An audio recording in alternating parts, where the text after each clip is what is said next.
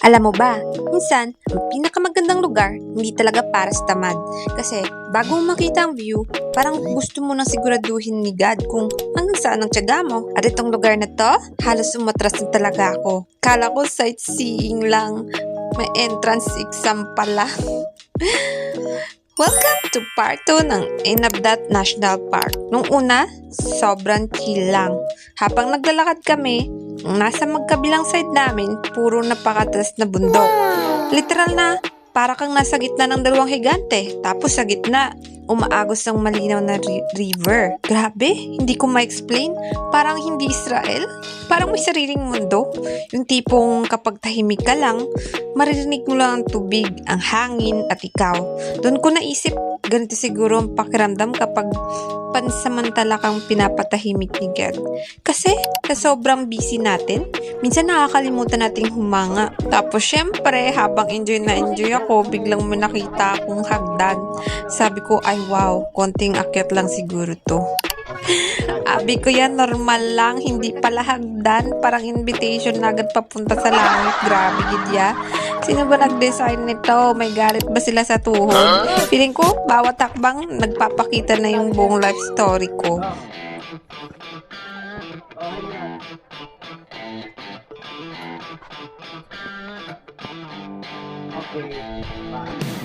Oh my God. Luis, buhay ko ah.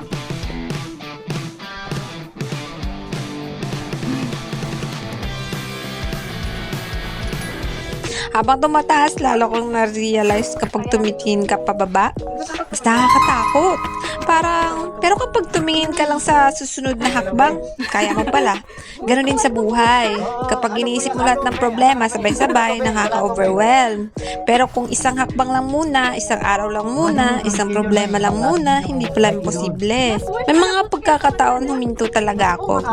Hindi dahil pagod, kundi dahil natakot. Kasi isang maling apak mo lang, diretso ka talaga sa baba. At doon ko na-realize, normal lang pala matakot. Ikaw kasama ko na. Ang hindi normal, yung tumitigil ka na dahil lang takot ka. Nakit mo yun? Opo. Kaso wala pa akong testing.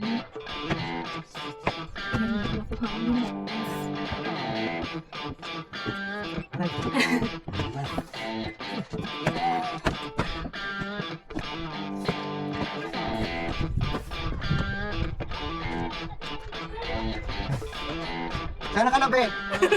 Be, asan ka na, Be? Hindi ka na ako, Be. Be, kuha kami, iwanan, be. Nagpadala si be. Dugyot ko na. Puro na ano.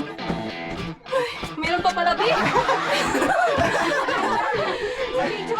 Hey, wala. Kala ko last na yan. Kala ko last na rin eh. Gisem, Okay. okay na. Hoy, hoy, hoy. Grabe. Ano ma, be? Be, andyan ang cellphone ko, Be. Baka nalaglag na, Be, ha? Hindi yan, Be. Mas may mahulog yan, Be. Sa akin mahulog. Pag sure.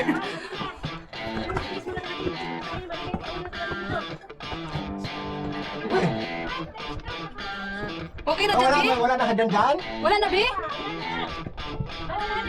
Habang umaakit ako, sabi ko sa sarili ko, Joy, gusto mo to? Ginusto mo to? Ikaw nagsabing mahilig ka sa adventure. O ayan, adventure na adventure. Reklamo ka pa? Hindi na talaga. Ingat sa manifestation. Baka seryosohin.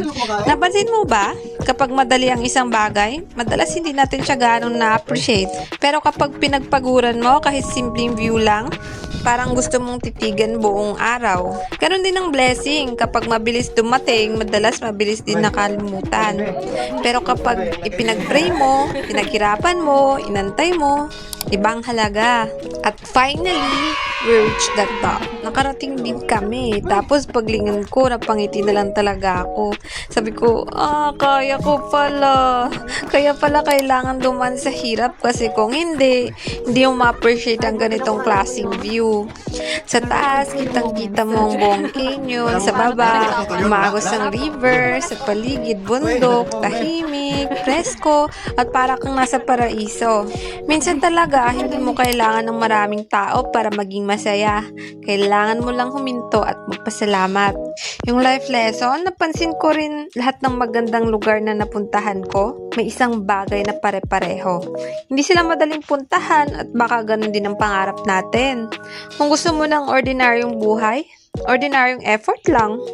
Pero kung extraordinary yung pangarap mo, kailangan mong tanggapin na extraordinary din ang pagod, ang effort. Kaya kung may pinagdadaanan ka ngayon, huwag mong isipin na pinarurusahan ka. Baka inaakyat ka lang ni God papunta sa view na hindi mo pa nakikita. At tandaan mo, ang pinakamagandang tanawin halos palaging nasa dulo. Pinakadulo ng pinakamahirap na akyatan, kaya padayon lang. Isa lang ka step, isa lang ka prayer, isa lang ka show up kada adlaw. Malay mo, malapit ka na pala sa view na pinaghahanda ng Diyos para sa iyo.